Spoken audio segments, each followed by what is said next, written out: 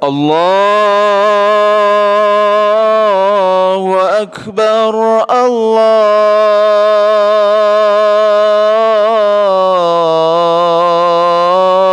الله أكبر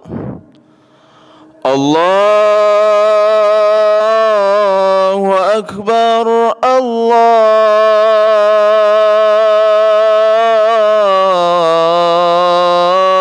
الله أكبر أشهد أن لا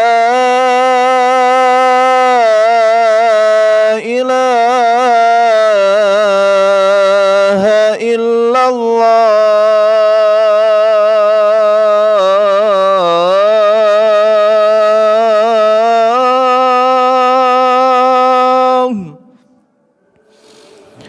أشهد أن لا إله إلا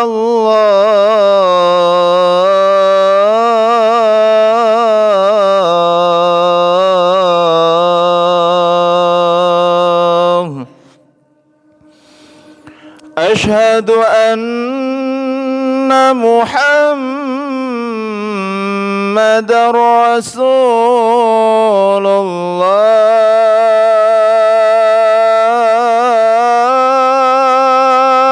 الله أشهد أن محمد رسول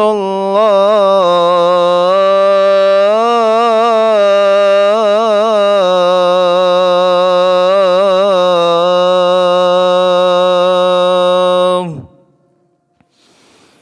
حي على الصلاة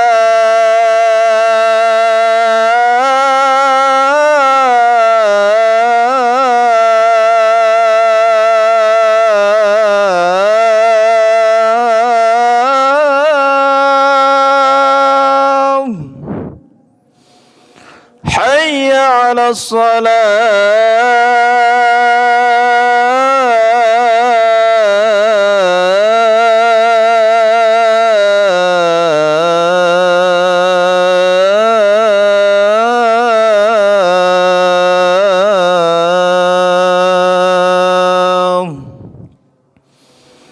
حي على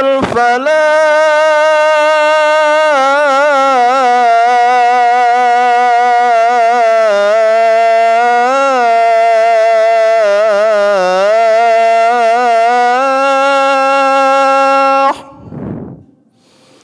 حي على الفلاح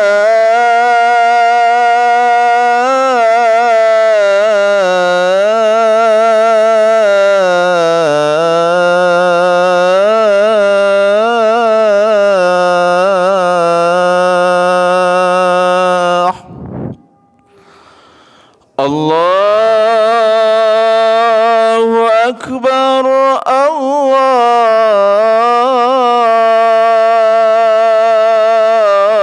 الله أكبر لا إله إلا الله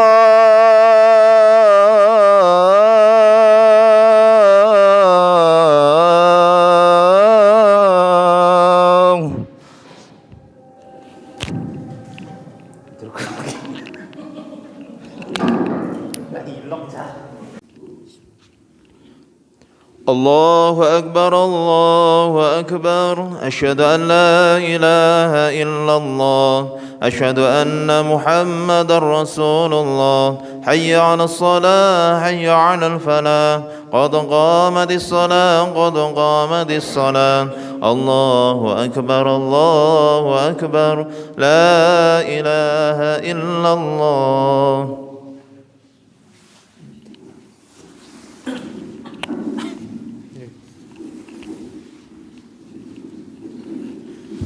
استووا واعتدلوا سووا صفوفكم فإن تسوية الصفوف من تمام الصلاة.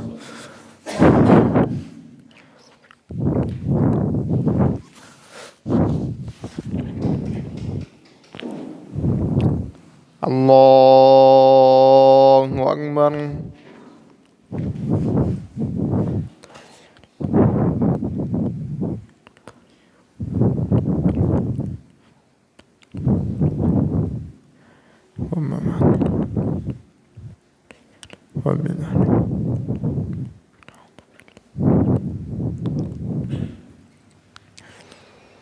Bismillahirrahmanirrahim.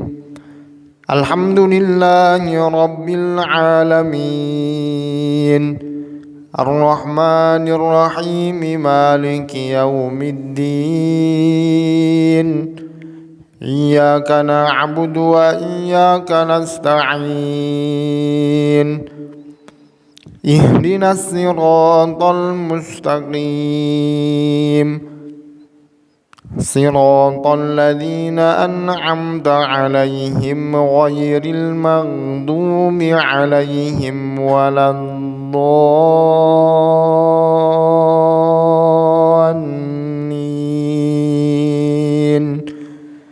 Amin.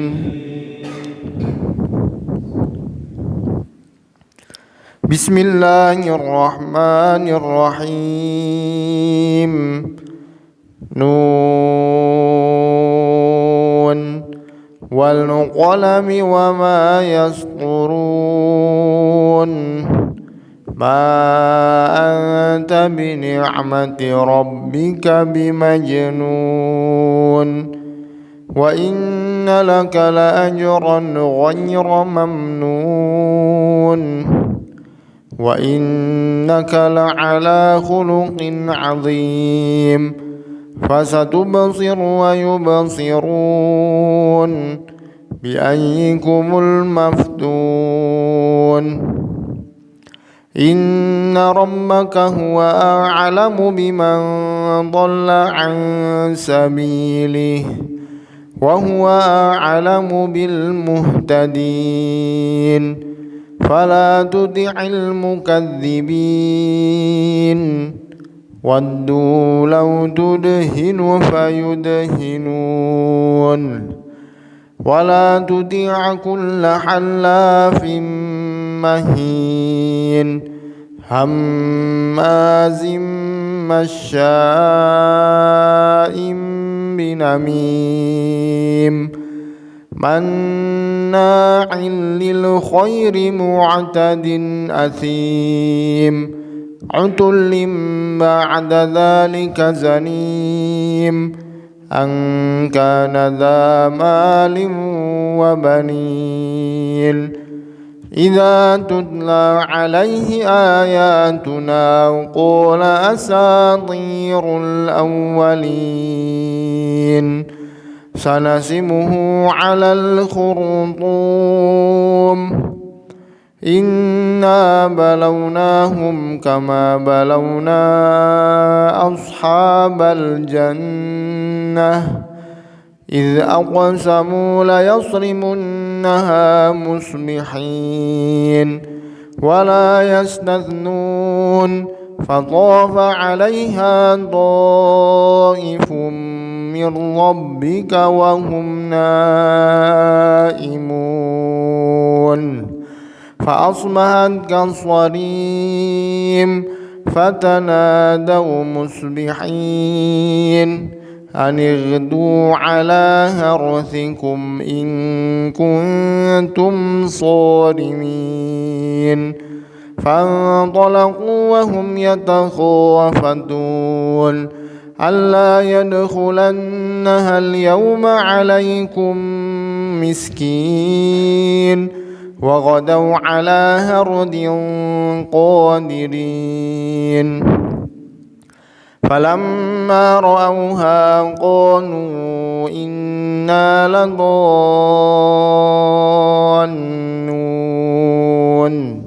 بل نحن محرومون. قال أوسطهم ألم أقل لكم لولا تسبحون. قالوا سبحان ربنا إنا كنا ظالمين. فأقبل بعضهم على بعض يتلاومون قالوا يا ويلنا إنا كنا طاغين عسى ربنا أن يبدلنا خيرا منها إنا إلى ربنا راغبون كذلك العذاب ولعذاب الآخرة أكبر لو كانوا يعلمون. الله أكبر.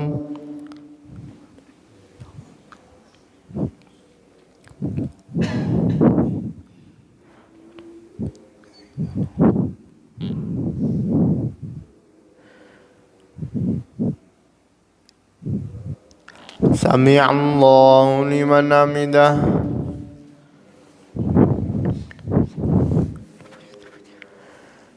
الله أكبر.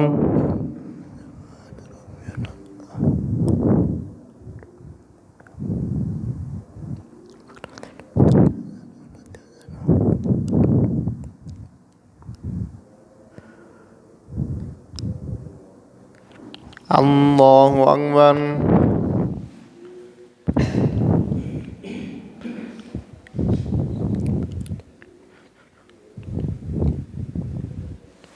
الله أكبر.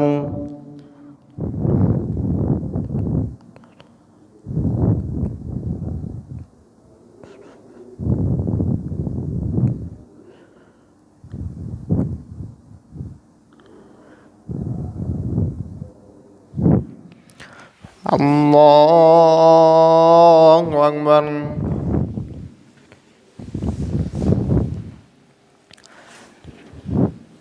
بسم الله الرحمن الرحيم. الحمد لله رب العالمين الرحمن الرحيم مالك يوم الدين إياك نعبد وإياك نستعين اهدنا الصراط المستقيم صراط الذين أنعمت عليهم غير المغضوب عليهم ولا الضالين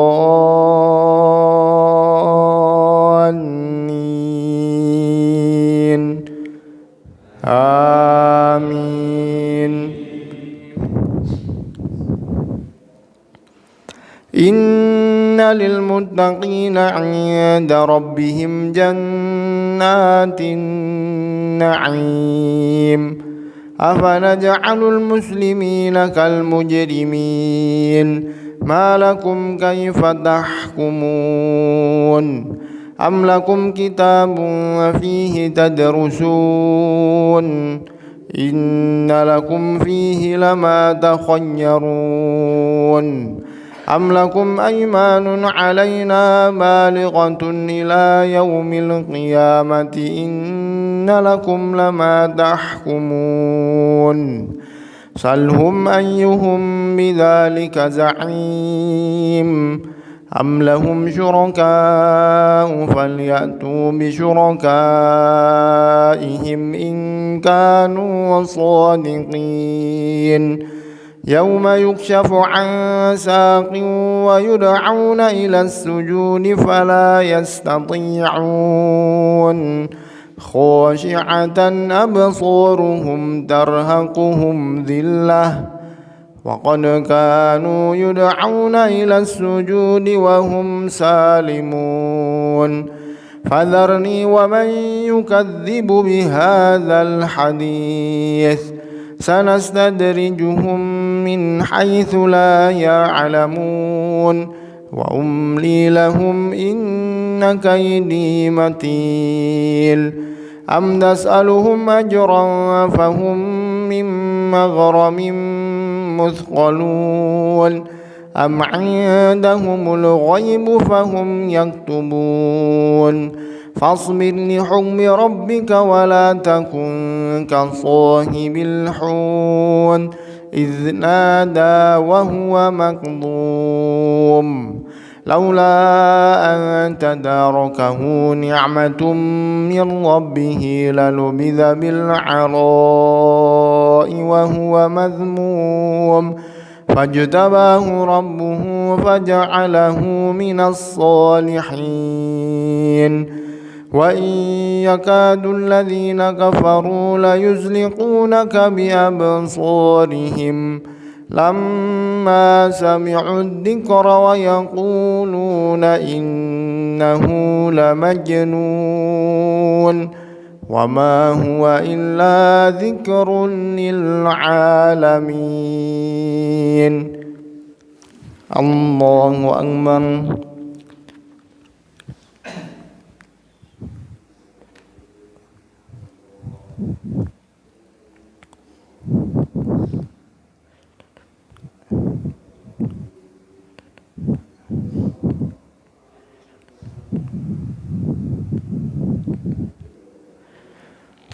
سمع الله لمن حمده.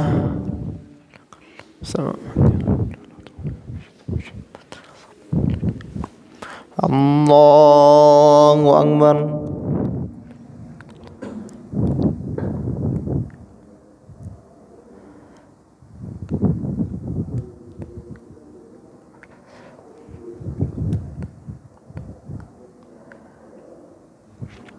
الله أكبر.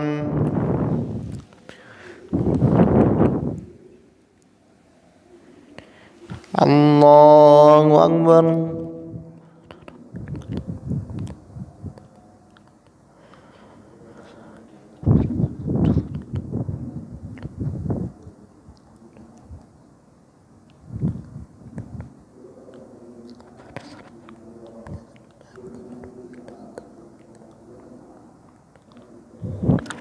الله أكبر.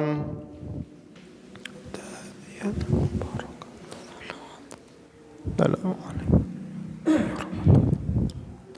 السلام عليكم. أشهد أن لا إله. اللهم صل كما على آله اللهم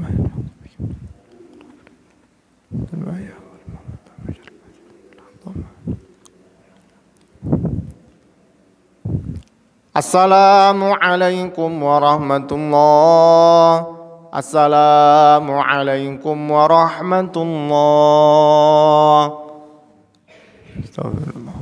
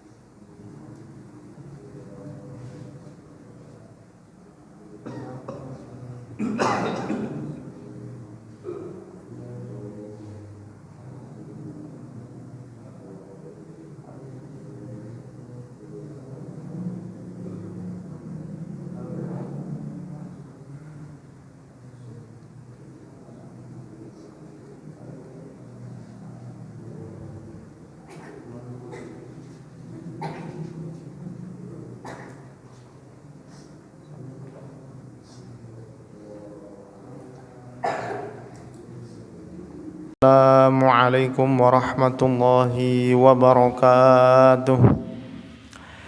Alhamdulillahi Rabbil Alamin. Wassalatu wassalamu ala ashrafil anbiya'i wal mursalin Nabiina Muhammadin wa ala alihi wa ashabihi wa man sara ala nahjihi wahtada bihudah wastanna bisunnatihi ila yaumil liqa'i rabbih. Amma ba'du. Ikhwani fiddin rahimani wa rahimakumullah. Hadratal afadil, para bapak, adik-adik, mas-mas yang dimuliakan Allah Subhanahu wa taala, para mu'takif Masjid Mafaza yang dirahmati Allah Subhanahu wa taala, seperti yang kita janjikan kemarin bahwa pertemuan kita hari ini adalah lanjutan dari episode pembahasan kitab Ta'lim Muta'alim karangan Imam Burhanuddin Az-Zurnuji rahimahullahu ta'ala rahmatan wasi'ah, yang secara khusus berbicara tentang metodologi dalam mencari ilmu. Dan sudah kita sampaikan bahwa mencari ilmu itu bukanlah profesi atau tuntutan kalangan tertentu, sehingga kalangan yang lain tidak berhak atau tidak wajib untuk mencari ilmu.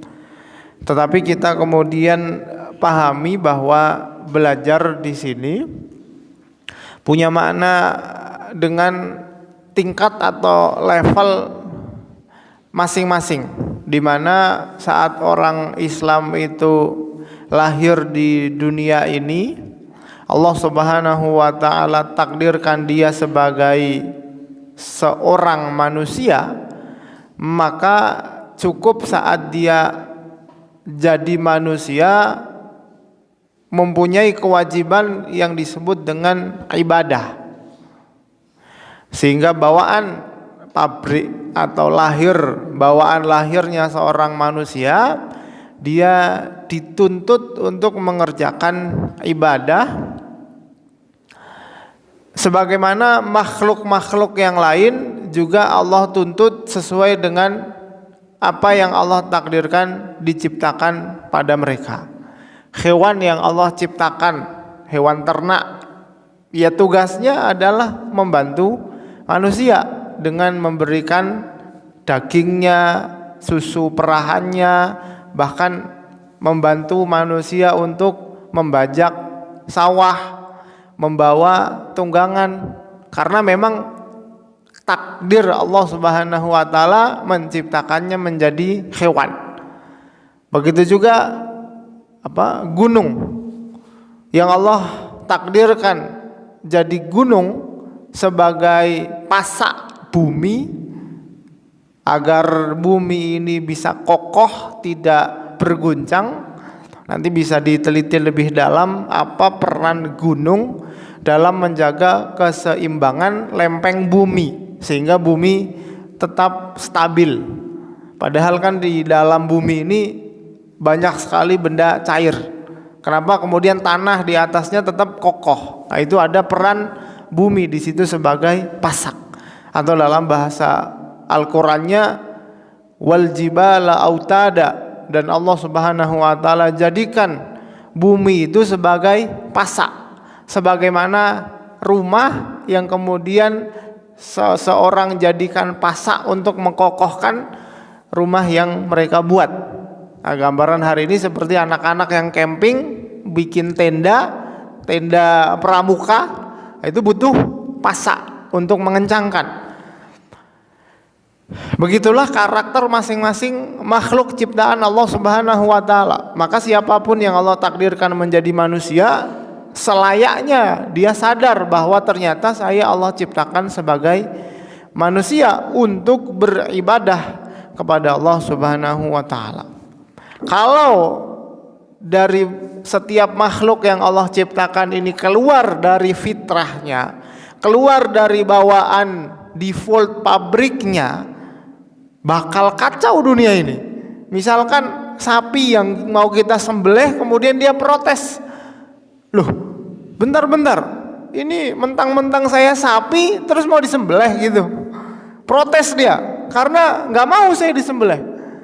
Atau misalkan gunung yang tadi kita ceritakan dijadikan diam dari awal dia ada sampai nanti hari kiamat, sampai Allah jadikan gunung itu debu yang berterbangan. Pernah nggak Sindoro Sumbing ini jalan-jalan? Kalau Sindoro Sumbing jalan-jalan hancur dunia ini. Itu tanda kiamat. Justru saat Allah jadikan gunung-gunung itu berterbangan kemana kemari, guncangan yang hebat, hancur dunia ini. Cuman manusia itu kadang tidak sadar saat dia Allah ciptakan bawaan default pabriknya buat ibadah, tapi merasa sombong dan bahkan sampai ke titik tidak butuh, bahkan menggugat adanya Sang Pencipta Allah Subhanahu wa Ta'ala. Dengan angkuhnya kemudian dia nggak mau beribadah. Pentingnya memahami konsep tujuan penciptaan sebuah makhluk ini akan membawa kita kepada tuntutan untuk belajar. Kalau manusia sadar dia diciptakan untuk beribadah, dan dalam ritual ibadah itu ada syarat sahnya ibadah, ada rukunnya ibadah, ada pembatalnya ibadah. Disitulah dia terdorong untuk mau nggak mau harus belajar, mau nggak mau harus kemudian bertanya, mau nggak mau harus menelaah buku dan kitab-kitab para alim ulama yang sudah mendahuluinya. Sebagaimana kemarin saat kita sampaikan bahwa tidak harus menunggu seseorang menjadi mubalek untuk dia membaca Quran. Tidak harus menunggu orang itu menjadi kiai atau ustadz atau tokoh agama di tempat dia tinggal untuk membuka hadis Nabi SAW. Justru bukti cinta kita kepada Allah Subhanahu wa Ta'ala, tulusnya cinta kita kepada Nabi Muhammad SAW adalah saat dalam setiap detik hidup kita selalu kepo, kita selalu penasaran, kita selalu kemudian ingin tahu apa yang sebenarnya diinginkan Allah Subhanahu wa Ta'ala kepada kita, apa yang Nabi SAW contohkan kepada umatnya agar kemudian dilakukan. Itu sejatinya sifat orang yang tulus dalam mencintai. Karena kita tahu hari ini kalau kita punya pasangan suami istri, kita bilang cinta tapi tidak pernah ditelepon, tidak pernah di WA, selalu ditinggal keluar kota. Apa buktinya kita cinta kepada dia? Sehingga dalam syariat kita, sebagai penutup dari muqaddimah ini, ada sebuah ritual yang sepele, tetapi ritual itu merupakan bukti ketulusan cinta seseorang kepada Allah Subhanahu wa Ta'ala. Itu yang disebut dengan zikir, wirid.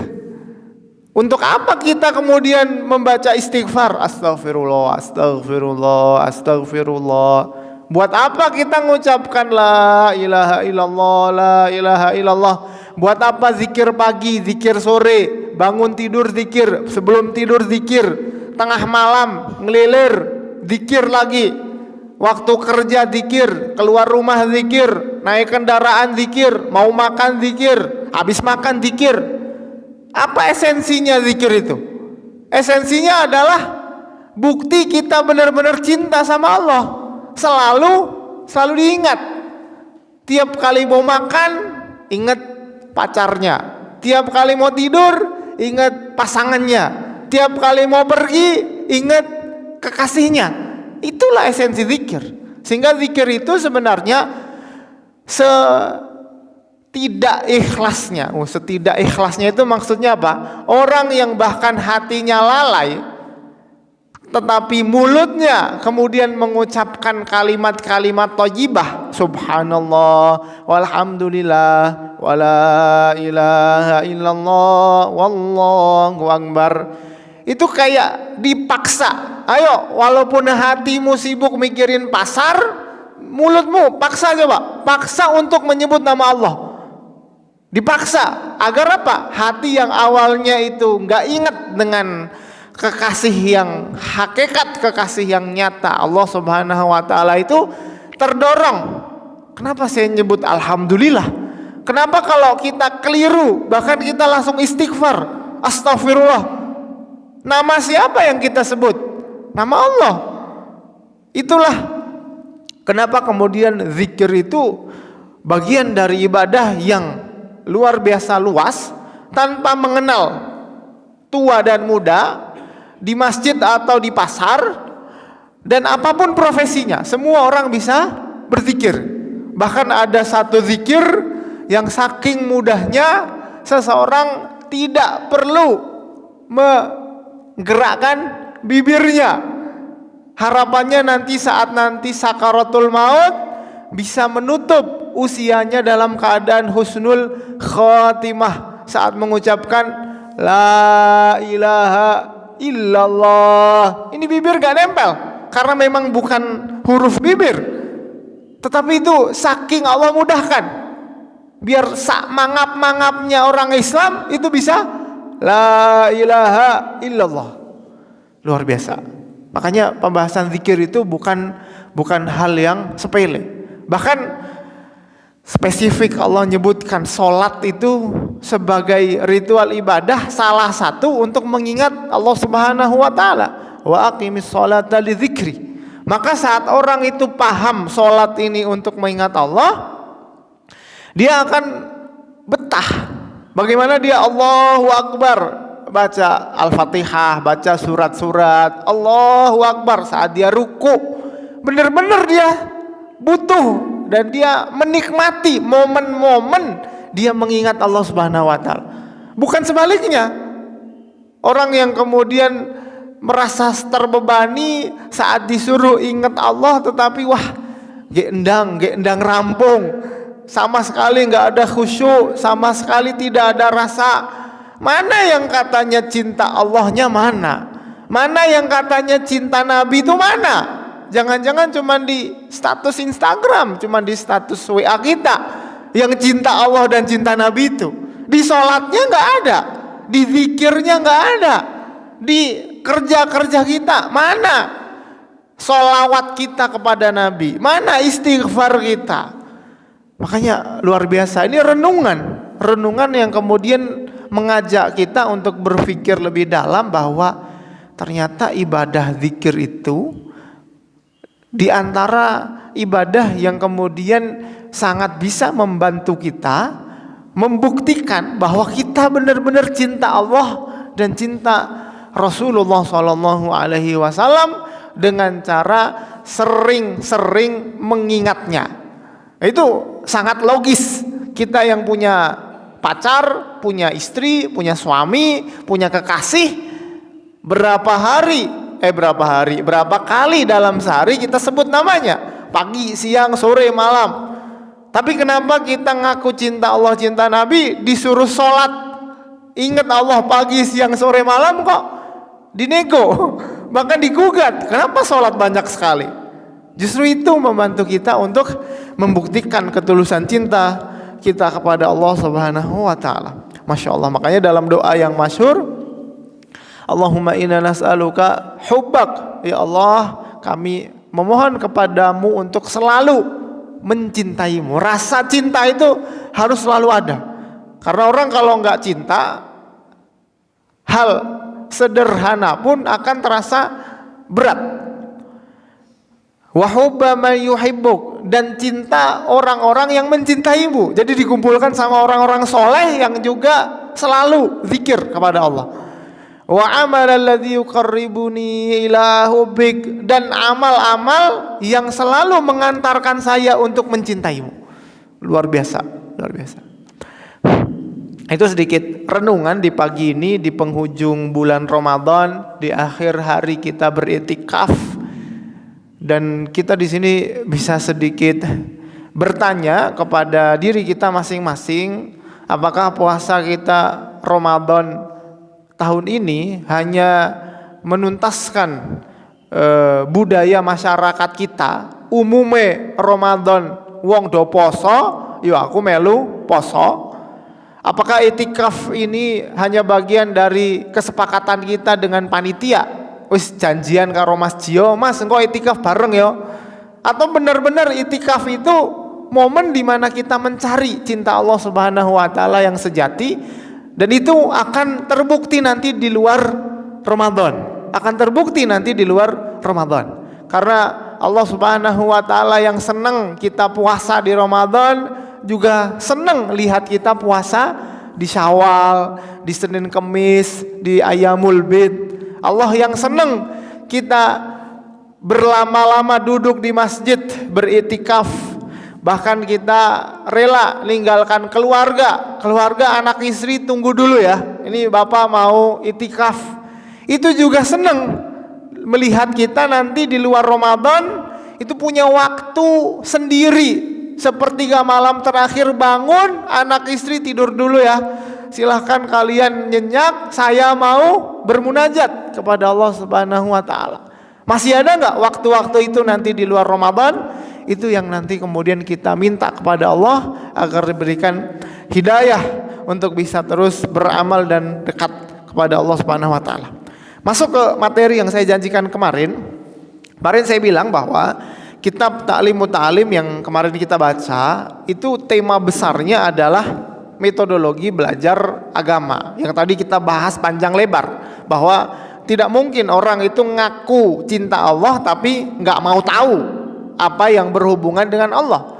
Justru kalau pacarnya, suaminya, istrinya punya makanan favorit, dia pasti kepo banget. Warung mana nih yang jualan? Resepnya mana nih yang enak? Kira-kira cari di mana nih hal-hal yang berkaitan dengan kekasih kita. Makanya mustahil orang itu kalau kemudian cinta Allah tapi tidak punya rogbah atau dorongan, ya ketertarikan untuk belajar apa yang Allah Subhanahu wa taala firmankan. Apa yang beliau tulis di kitab ini berdasarkan rujukan ya yang beliau punya, dan juga pengalaman dan juga pengamalan yang beliau lakukan dari guru-guru beliau. Hari ini saya mau sharing bagaimana dalam perjalanan saya pribadi saat belajar, mulai dari kecil oleh orang tua memang dididik untuk segera bisa baca Al-Quran, sampai kemudian upaya orang tua memasukkan ke pondok pesantren SMP SMA. Ya, dan sengaja pesantren yang dipilih adalah yang fokus menghafal Quran. Sampai perjalanan panjang saya di Timur Tengah, tepatnya di negara Sudan, bertemu dengan para kiai, alim ulama di sana, masyayikh yang kita ambil ilmunya. Dari perjalanan yang singkat itu kemudian saya ingin sharing berdasarkan tulisan dari guru kami Dr. Labib Najib dalam seminar beliau tentang bagaimana kita mengatur kurikulum atau visi misi sebuah lembaga pendidikan. Karena kemarin saya sudah sebut bahwa setiap individu muslim itu wajib belajar, maka yang punya visi misi tidak hanya lembaga, tetapi masing-masing orang harus punya visi misi. Saya datang ke majelis taklim, tujuannya apa nih? Saya nyari apa nih? Jangan sampai kemudian kita hanya ikut-ikutan. Sebanyak apapun majelis yang kita datangi, sekian tahun lamanya kita sepertinya tampak di majelis ilmu, tapi rasanya tidak mendapatkan yang kita inginkan. Makanya di sini beliau menyampaikan beberapa hal yang akan kita singgung satu persatu secara perlahan. Semoga nanti bisa jadi inspirasi sehingga masing-masing dari kita bisa menata visi misi belajar saya seperti apa. Nah, ini goal dari rentetan pengajian kita versi spesial itikaf ini. Yang pertama, beliau menyampaikan bahwa pentingnya bertahap, berjenjang dalam belajar. Misalkan kita tertarik untuk belajar agama Islam, bagaimana kemudian tahapan yang harus kita tempuh sehingga ilmu yang ingin kita capai itu benar-benar tuntas. Gambaran sederhananya adalah kita harus pahami bahwa ilmu itu ada yang sifatnya ilmu jadi, ada yang sifatnya mentahan, ada yang sifatnya ilmu olahan, pabriknya. Ini kemarin habis ngaji kita ninggalin spidol di sini. Masih ada spidol nggak? Tasnya enten Mbak Fadl. Dan sewu.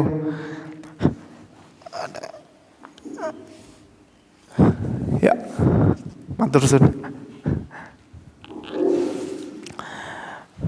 Jadi waktu kita bilang poin pertama, yaitu harus bertahap. Dan nilai ini sebenarnya di kitab taklim kemarin memang beliau sebutkan di dalam tema sabar. Jadi orang yang belajar itu memang harus sabar, atau versi yang lebih sederhananya harus kuat rekoso. Kenapa? Karena tidak semua tempat yang dia datangi buat belajar itu nyaman. Panjenengan datang ke Masjid Mafaza, sampai di Masjid Mafaza, kok karpete kok rampok yo, empuk sing kono, kok tempatnya kok ora kepenak yo, penak sing kono. Jadi ada sisi-sisi nggak nyaman, tapi harus sabar, harus rekoso. Begitu juga kalau kita datang ketemu sama gurunya, bisa jadi kita punya masalah pribadi, atau misalkan ada rasa yang kita tidak sepakat dengan gurunya, mau nggak mau harus rekoso, betah duduk di majelis dengan orang yang mungkin kita nggak suka secara karakter. Atau mungkin waktu datang ke majelis taklim ketemu tetangga, sing kemarin ketahuan ngerasani kita atau pernah mendolimi kita, mau nggak mau. Nah di situ beliau menyebutkan bahwa harus sabar, bertahap dalam belajar. Lah bertahap ini biar gampang, panjenengan perlu tahu bahwa ilmu dasar itu meliputi apa yang kita kenal dengan rukun iman, kemudian rukun Islam, dan juga ihsan. Ini masuk prioritas nomor 1. Sehingga kalau kita bicara bertahap, ini nomor 1. Jangan sampai waktu kita semangatnya ngaji, tapi sama sekali nggak ada pembahasan tentang ini. Nah inilah kesalahan pertama kita. Apa itu? Waktu ngaji misalkan datang semangat, kita datang ke majelis taklim yang mungkin temanya apa? Kemarin Ustaz Hendy Boni apa temanya? Apa ya? Tinggalkan galaumu atau apa? Yang sifatnya mauidhah hasanah. Mauidhah hasanah, tablik akbar itu baik sekali, kebaikannya banyak sekali. Bahkan syiarnya itu meluas, syiarnya itu tidak kita pungkiri. Tetapi kalau untuk orang yang baru semangat belajar, kemudian dia pengen asupan yang membuat dia itu punya bekal untuk pegangan selama hidupnya.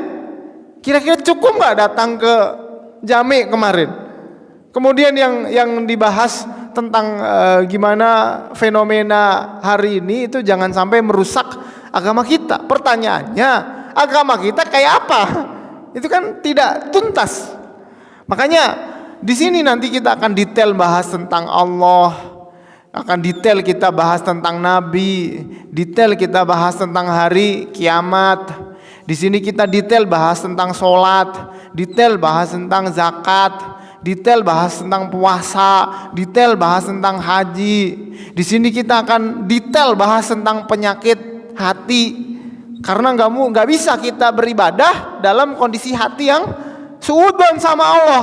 Wah, Allah ngapain sih nyuruh-nyuruh kita itikaf? Misalkan sama bapaknya dipaksa-paksa. Itikaf ini ngapain sih sebenarnya? Buktinya juga bapak-bapaknya pada tidur semua. Bapak-bapaknya sini juga main HP. Saya disuruh itikaf sama bapak saya disuruh ngaji. Realitanya saya melek, bapak-bapaknya pada tidur. Ini sebenarnya ngapain sih? Jadi kayak ada kontradiksi antara harapan orang tua melakukan kebaikan dengan apa yang anak lihat. Berarti kan belum tuntas di pembahasan ininya. Dia enggak. Kenapa pertanyaan itu timbul? Karena dia enggak kenal yang nyuruh itikaf itu siapa. Siapa yang nyuruh itikaf? Bahkan kita orang Islam itu punya keyakinan bahwa semua yang Allah perintahkan itu pasti untuk maslahatnya manusia. Apapun Allah suruh itikaf, pasti juga yang untung kita. Allah suruh sholat, siapa yang untung? Kita juga. Apa Allah butuh itikaf dan sholat kita? Apa sholat, puasa, haji kita itu kita transfer ke Allah? Enggak. Masuk juga catatan amal-amal kita. Nah, di sini ada bab-bab yang sifatnya fundamental yang saya kira nggak bisa kayak gini dikaji di majelis tablik akbar atau misalkan momen 1 tahun sekali hanya sekedar mulutan, rejepan, nggak akan tuntas. Ini materinya bisa jadi berapa semester ini? 2 semester, 4 semester ini. Kalau orang kuliah 1-2 tahun. Makanya kemudian saya nggak tahu. Mungkin kita perlu buat fasilitas. Mas Gio nanti silakan dibuat konsepnya. Teman-teman yang benar-benar serius buat belajar, kita buat sekolah Om Gio. Program 1 tahun, 2 tahun tuntas belajar dasar agama Islam.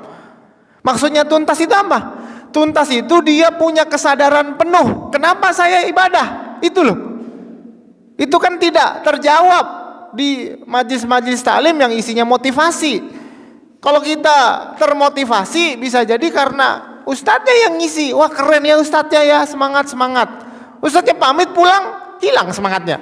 Semangatnya pamit juga. Karena memang bukan ilmu yang dicari, hanya sekedar omon-omon. Cuman sekedar sharing-sharing. Makanya kita butuh yang lebih kuat dari itu. Ini kalau bicara soal bertahap. Rinciannya banyak tentunya. Yang menarik,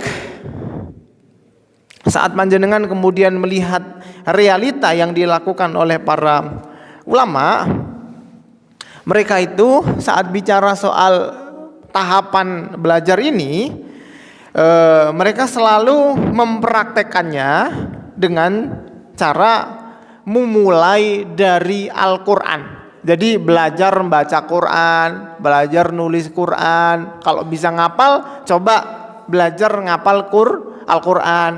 Jadi pokoknya udah Quran dulu. Bahkan orang dulu terbiasa kalau ada murid datang, kemudian minta izin. Misalkan kita punya majelis taklim, datang orang baru, kemudian izin ke panitia atau ke penceramahnya. Ustadz saya minta izin boleh ikut ngaji nggak ya? Terus apa kata ustadznya? Oh ya boleh. Tapi benar-benar tanya dulu, kamu udah bisa baca Quran belum? Belum Ustadz, ini juga baru hijrah, baru belajar, pengen tahu apa isi Quran. Oh ya sudah, sekarang biar kamu benar belajarnya, datang ke kiai di kampung itu, duduk di sana 1 tahun, belajar Iqra, belajar baca Quran. Kalau sudah khatam baru ke sini. Kenapa? Karena itu menunjukkan jalan yang benar. Tapi kan orang hari ini kalau disuruh kayak gitu, dikiranya merendahkan, dikiranya kemudian apa saya nggak pantas apa duduk di majelis ilmu yang lain, masa disuruh duduk sama anak-anak TPQ? Bukan anak-anak TPQ-nya, tapi kemampuan kita bisa nggak baca Quran? Quran itu penting. Masuk poin kedua, di mana di sini beliau kemudian menyinggung bahwa yang namanya mempelajari ilmu itu tidak akan lepas dari beberapa hal. Di sini beliau menyebutkan ada 5 ya, ada 5 hal yang perlu kita perhatikan saat kita mulai belajar dalam tahapan yang benar. Nomor satu, beliau menyebutkan bahwa setelah kita mengetahui yang namanya tahapan itu, kita memulai dengan yang namanya Al-Quran. Dan di dalam Al-Quran ini kita bagi menjadi dua. Satu, cara bacanya yang benar. Yang kedua, upaya untuk menghafal. Menghafal. Walaupun kita tahu tujuan Quran itu bukan cuma dihafal doang, nanti harus sampai pada tahap mengamalkannya. Yang kita perhatikan dari proses membaca yang benar dan menghafal ini adalah membaca dan menghafal itu bagian dari sarana orang mendapatkan ilmu. Jadi tidak boleh lewat. Yang kedua. Jadi nomor satu tadi, perhatikan Al-Quran, baca dan hafal. Yang kedua, upayakan paham. Jadi setiap kali pengajian, materi yang disampaikan itu upayakan paham, tuntas. Jangan sampai kemudian, ini Ustaz ngomong apa? Perasaan tadi judulnya tentang mukjizat Al-Quran, cuma di kepala saya ingatnya malah kepala babi sama 6 ekor tikus. Tahu ya kepala babi sama 6 ekor tikus yang lagi viral sekarang, kantor Tempo ya yang diteror. Realita di tengah masyarakat itu hanya untuk mendekatkan ilmu yang disampaikan pemateri. Jangan cuman karena yang disinggung yang viral di media sosial, terus esensi ilmunya lupa kita. Tadi Ustaznya bilang apa ya? Mukjizat itu apa definisinya? Quran itu dari sisi apa mukjizatnya? Kok ingat saya hanya kepala babi sama 6 ekor tikus? Soalnya tadi Ustaznya nyinggung. Nah, di situ kita kurang paham berarti. Nah, ini upayakan untuk pemahaman. Yang ketiga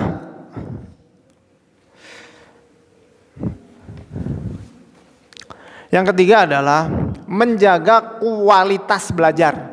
Kualitas. Yang dimaksud dengan kualitas adalah dengan memperhatikan 4 hal. 1, gurunya. 2, muridnya.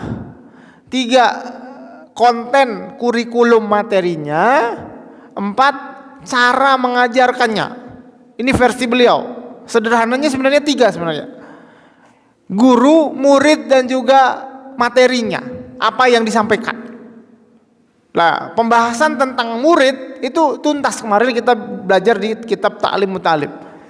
Pembahasan tentang guru, ya mungkin cukuplah apa yang beliau sebutkan 3 syarat milih guru. Pilih yang berilmu, pilih yang wara', pilih yang lebih tua. Pembahasan tentang kurikulum. Nah, ini dia yang kemudian kembali ke situ. Bagaimana kurikulum yang bertahap itu, yang mendasar itu kemudian bisa kita benar-benar pahami sehingga manfaatnya bisa kita rasakan. Sudah berapa kali seumur hidup kita puasa, dan sudah berapa kali setiap kali puasa kita selalu tidak paham puasa itu rukunnya apa ya. Sudah berapa kali dalam umur kita sholat, dan sudah berapa kali kita ngaji tentang sholat, tapi kalau ditanya rukun sholat nggak tahu rukun sholat yang mana ya. Ya kerjain aja semuanya dari takbir sampai salam. Nggak keliru, tapi kan di sini membuktikan bahwa ngajinya kita tidak berkualitas. Itu dia. Perasaan ngaji 10 tahun, 20 tahun, jadwal pengajian pagi sampai sore, seminggu bisa 5-7 kali. Ditanya hal-hal mendasar kok nggak ngerti. Nah ini bukti bahwa kita tidak berkualitas dalam belajar. Tayyib. Yang keempat adalah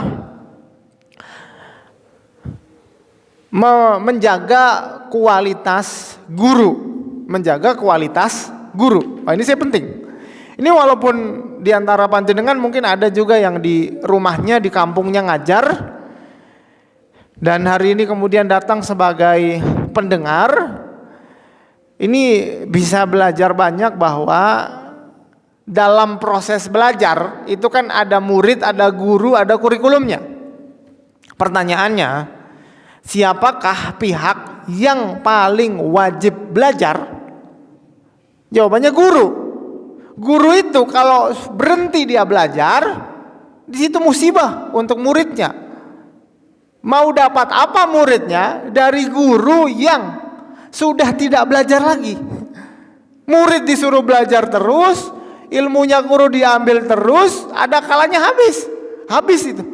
Makanya intensitas seseorang itu menambah ilmu di usia mudanya, kemarin kita bahas sampai 40 tahun, itu harus lebih tinggi daripada intensitas dia ngajar, berbagi. Bahasanya harus lebih banyak duduk di majelis ilmu daripada update status. Update status sehari sekali aja, majelis ilmunya sehari 5 kali. Update statusnya seminggu 3 kali aja, ngajinya seminggu 5-7 kali. Memang harus lebih banyak. Dan kualitas guru ini yang kemudian kalau di negara kita tentu pemerintah harus hadir, ya, karena ini akan sangat berdampak kepada murid-murid, anak-anak kita yang nanti diajar. Kalau versi dalam agama kita, usia yang paling baik dipakai untuk belajar adalah usia dini. Makanya konsen agama Islam mengajar anak-anak di usia dini itu lebih besar daripada konsentrasinya mendidik yang sudah gede, udah dewasa. Kenapa? Karena kalau kecilnya udah benar, dewasanya pasti mandiri. Tapi kalau kecilnya udah keliru, besarnya itu mau gelarnya S1, S2, S3 juga korupsi aja, maling aja. Karena apa? Ya dari kecil nggak pernah diajarin mana mainannya dia, mana mainan temennya. Dianggapnya semuanya boleh diambil. Ya sampai gede kayak gitu. Mana uang rakyat, mana uang negara, mana uang pribadi. Dikiranya uang dia, ambil aja semua. Jadi emang itu bawaan kecil. Bahkan ada penelitian ya yang mendapatkan Nobel terkait bagaimana pendidikan usia dini itu berdampak besar di usia tua seseorang. Tayyib, yang kelima, ini pesan yang beliau sampaikan adalah kita harus memperhatikan tentang budaya membaca. Karena apa? Karena membaca ini bagian dari upaya orang untuk bisa terus mengakses informasi. Majelis taklim mustahil guru kita, kiai kita menemani kita dari pagi sampai malam, kan mustahil. Orang punya kesibukan, orang punya keluarga, punya anak, punya istri, paling pengajian kan 1 jam, 2 jam, udah kelamaan itu. Sisanya gimana dong? Sisanya belajar sendiri. Dan sarana yang paling kemudian bisa kita lakukan adalah budayakan membaca. Jadi dalam 1 bulan itu harus ada 1 buku dong yang tuntas. Bulan berikutnya buku baru, bulan berikutnya buku baru. Baik sekarang sifatnya bukunya fisik, beli di toko buku, atau mau download di media sosial, banyak sekali buku yang gratis. Yang penting baca informasi yang valid dan kredibel. Jangan informasi di media sosial, apalagi di platform media mainstream. Yang diangkat cuman jeleknya aja. Saya kasih contoh sebagai penutup. Udah 5 tadi udah tuntas ya. Saya kasih contoh. Kenapa kita penting menjaga kualitas sumber bacaan kita? Karena hari ini dampak dari media sosial itu seringkali mengikis kepercayaan kita kepada bangsa kita sendiri. Maunya gara-gara konsumsi media sosial, kita bahkan sama negara kita nggak percaya, sama anak istri kita bisa jadi nggak percaya gara-gara ngelihat media sosial.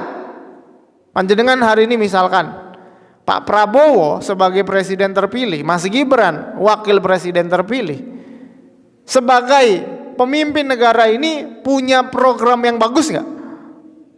Banyak, pasti banyak sekali program yang bagus. Terlepas nanti dijalankan seperti apa, dikorupsi, diselewengkan, itu terserah mereka.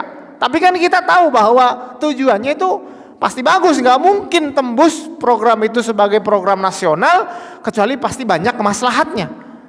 Tapi kenapa sekarang yang tiap kali kita buka media sosial, kalau bicara Pak Prabowo yang tampak adalah endasmu? Kenapa endasmu yang ditampak-tampakkan? Emang Pak Prabowo nggak punya sumbangsi yang baik apa? Pak Prabowo dari mudanya bahkan sudah ngabdi ke negara di bidang militer. Kita bahkan suruh daftar aja nggak mau kita. Beliau punya andil yang besar, itu harus kita akui. Tapi karena media sosial yang selalu mengangkat endasmu, kita sama beliau akhirnya nggak percaya. Kenapa setiap kali kita ingat Mas Gibran, yang kita ingat Fufu Fafa? Emang Mas Gibran gak punya kredibilitas dulu wali kota? Masa wali kota gak punya apa-apa? Banyak karyanya pasti sebagai sebuah badan lembaga gitu loh. Kalau sebagai sebuah personal karakter, setiap orang punya bobroknya, ada busuknya memang. Tapi kenapa media mainstream selalu ngangkat bobroknya pejabat kita? Itu bahkan itu disebarluaskan seperti tadi yang saya sebutkan, mengikis kepercayaan kita sebagai bangsa negara Indonesia sendiri. Nggak percaya kita sekarang sama presiden dan wakilnya gara-gara berita yang kemudian jelek itu. Wah Ustadz, apa nggak boleh dikritik Ustadz? Kritik boleh, tapi kita harus tahu bahwa proporsional dong dalam mengkritik. Kritiknya apa, solusinya apa, ayo kita gandengkan bareng-bareng. Jangan kemudian karena hari ini yang menjabat siapa, oposisinya siapa, punya kepentingan apa, semuanya pragmatis. Kalau saya untung, saya oke. Kalau nggak untung, bodo amat. Kan bukan kayak gitu pahlawan nasional kita ngajarin kita. Kalau pragmatis dulu juga mereka nggak mau ngangkat bambu runcing, bela negara. Emang dapat duit berapa? Nggak ada. Cuma dikasih makam pahlawan. Itu doang. Buktinya juga anak-anaknya juga banyak keturunannya yang nggak keurus gitu, nggak dapat tunjangan dan lain sebagainya. Tapi mereka ngajarin kita ketulusan, ngajarin kita untuk percaya diri, ngajarin kita optimisme. Tapi optimis itu dibangun di atas integritas dong. Maksudnya gini, oh Indonesia ke depan harus jadi lebih baik. Yuk kita bangun sekolah, yuk kita ngajarin anak-anak. Gitu kan harusnya kan. Jangan terus, yuk Indonesia jadi lebih baik. Bangun sekolah nggak mau, ya ngajarin anak-anak nggak mau. Korupsi jalan terus. Nah, itu bukan optimis kayak gitu mah. Itu namanya membodohi masyarakat. Kasih tahu programnya yang bagus-bagus, cuman nggak dijalanin. Itu kan khianat, mengkhianati amanat yang dititipkan masyarakat kepada para penanggung jawab. Oke, kesimpulannya apa? Saya ingin ngajak ke panjenengan bahwa sumber informasi yang berkualitas itu mengubah sikap kita. Kalau yang kita konsumsi media mainstream yang isinya cuman jelek-jelekin negara kita sendiri, apa dampaknya? Dampaknya kita bahkan ingin kabur dari negara kita sendiri. Nggak betah kita. Indonesia kayak gini isinya Ustaz, koruptor semua, Pertamina ini dan lain. Itu BUMN isinya apa toh? Akhirnya kita kehilangan identitas kita sebagai warga negara Indonesia. Ya kalau bukan kita yang ngurus negara ini, kalau bukan kita warga Wonosobo yang ngurus kabupaten ini, siapa yang ngurus? Apa preman-preman di jalan yang akhirnya jadi pejabat sehingga dengan cara mereka ngurus kabupaten ini? Kan enggak. Sehingga kita harus sadar bahwa para pejabat yang megang kekuasaan hari ini itu adalah mandat dari rakyat. Jadi kan rakyat yang nitipin suaranya ke mereka sehingga mereka menjalankan tugas. Jangan sampai hanya karena mereka berbuat curang, kemudian kita yang punya rumah apa? Udahlah, tak tinggalin aja rumahnya. Kebayang nggak? Kita punya rumah, terus rumahnya kita titipin. Pak, kamu tak titipin ya rumahnya, tolong dikelola. Sampean kepala rumah tangganya. Terus waktu menjalankan tugas, wah, diberantakin rumahnya. Datang kita ke rumah, loh Pak, kok kayak gini sih caranya? Kok rumahnya jadi kotor kayak gini sih? Ya udahlah, rumah buat kamu aja, saya pergi saya. Loh, kan gak logis. Ini kan rumahmu. Ya udah dibersihin aja bareng-bareng. Kalau memang butuh ganti kepala ya ganti aja kan, biasa aja. Itu yang kemudian hari ini hilang di tengah anak-anak bangsa. Kenapa?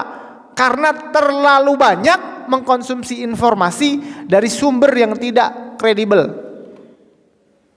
Ya Kak? Bahkan koran Tempo yang menjaga konten informasinya itu agar independen, hari ini diteror. Seperti zaman reformasi kali ya. Teror-teror yang bahasa kita mungkin itu teror zaman jadul kayak gitu tuh. Zaman Belanda kayak gitu mah. Hari ini kita informasi terbuka luas. Kejadian di sana orang di ujung Indonesia tahu. Itu apa tidak mempermalukan diri sendiri kayak gitu. Apalagi kalau nanti ketahuan yang melakukan itu adalah aparatur negara. Itu kan memalukan. Tapi apa boleh buat? Yang terjadi sudah terjadi. Poinnya adalah saya ngajak panjenengan untuk banyak membaca. Tapi bukan sekedar baca, bukan sekedar apa yang lewat di story Instagram, yang lewat di FYP kita konsumsi mentah-mentah, tapi pastikan sumber informasi itu benar-benar punya kredibilitas yang tinggi. Ya dari situ insya Allah rentetan ini mulai dari bertahap, kemudian memperhatikan 5 hal tadi yang kita sebutkan sampai di poin terakhir, bagaimana proses belajar itu bisa panjenengan lakukan bahkan saat majelis taklim libur.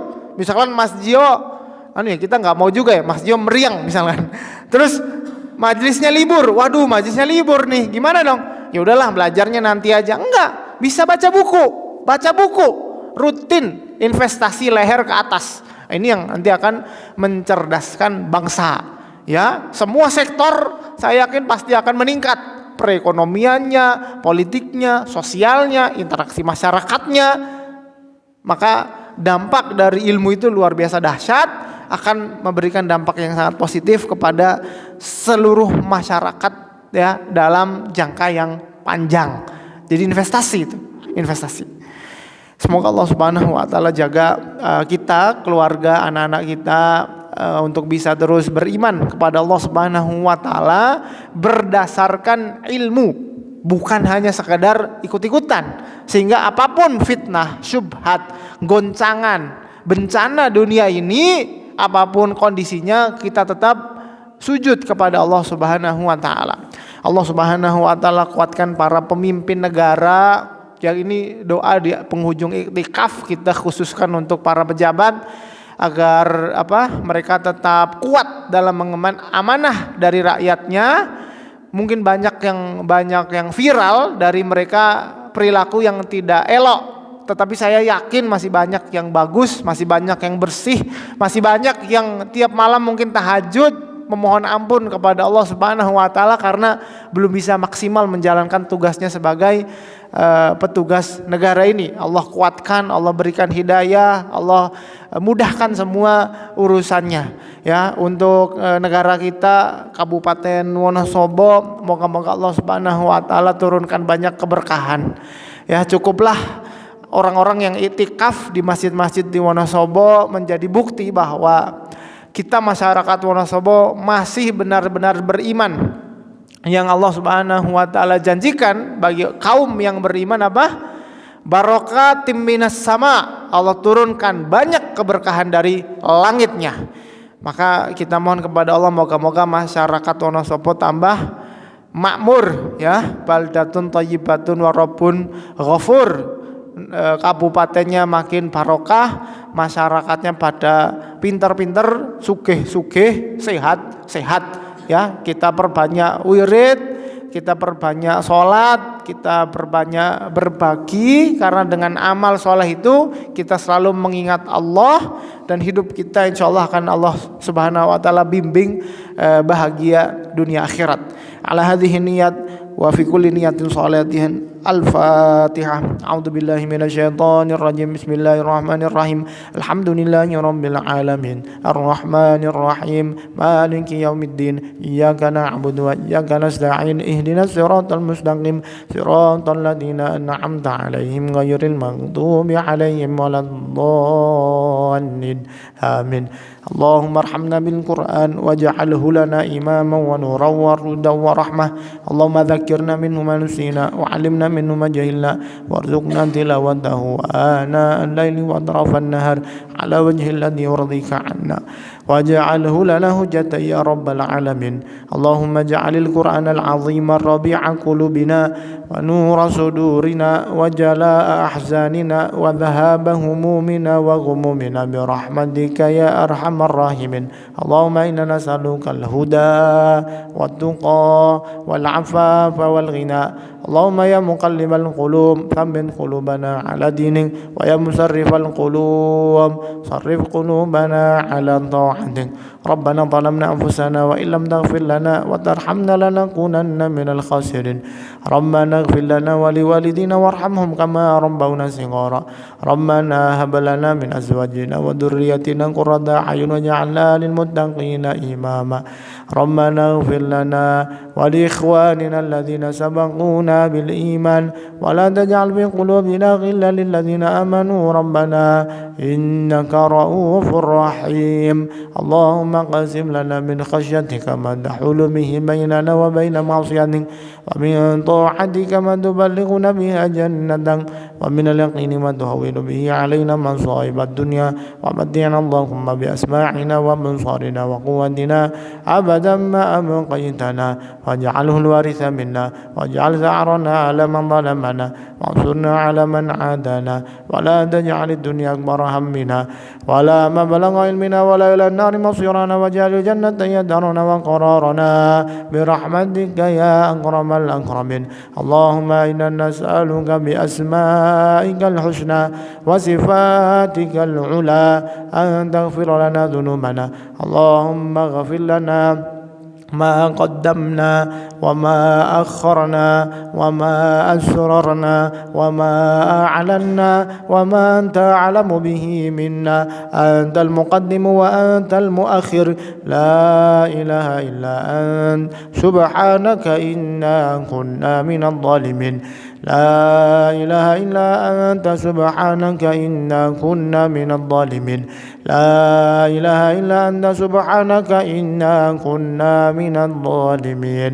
اللهم لا تدع لنا في مقامنا هذا ذنبا إلا غفرته ولا هما إلا فرجته ولا كربا إلا نفسته ولا دينا إلا قضيته ولا طالبا إلا علمته ولا حاجة من حوائج الدنيا هي لك رضا ولنا فيها صلاح إلا أنتنا ويسرتها برحمتك يا أرحم الراحمين. Buat saudara-saudara kita yang di Baitul Maqdis, semoga Allah Subhanahu wa taala kuatkan, kita bantu dengan doa sampai Allah Subhanahu wa taala menangkan di bumi yang Allah berkahi. Allahumma ansur ikhwanana al-mustad'afin al-madlumin fi Filistin. Allahumma kun lahum nasiran wa mu'ina wa mu'ayyidan wa nasira. اللهم عليك باليهود الغاصبين ومن عاونهم من الكفار والمنافقين. اللهم عليك بهم فإنهم لا يعجزونك. اللهم مزق جمعهم. اللهم اجعل الدائرة عليهم. اللهم أرنا فيهم عجائب قدرتك. اللهم اغفر لنا فإننا لا نملك إلا الدعاء. اللهم اغفر لنا فإننا لا نملك إلا الدعاء. اللهم اغفر لنا ربنا فإننا لا نملك إلا الدعاء اللهم اجعلنا ممن صام رمضان إيمانا واحتسابا واجعلنا ممن قام رمضان إيمانا واحتسابا فغفر له ما تقدم من ذنبه اللهم تقبل منا صيامنا وصلاتنا وركوعنا وسجودنا ودعاءنا إنك أنت السميع العليم وبالإجابة جدير اللهم إنك عفو كريم تحب العفو فاعف عنا يا كريم اللهم إنك عفو كريم تحب العفو فاعف عنا يا كريم اللهم إنك عفو كريم تحب العفو فاعف عنا يا كريم اللهم ارفع عنا الوباء والبلاء والزلازل والمحن والفتن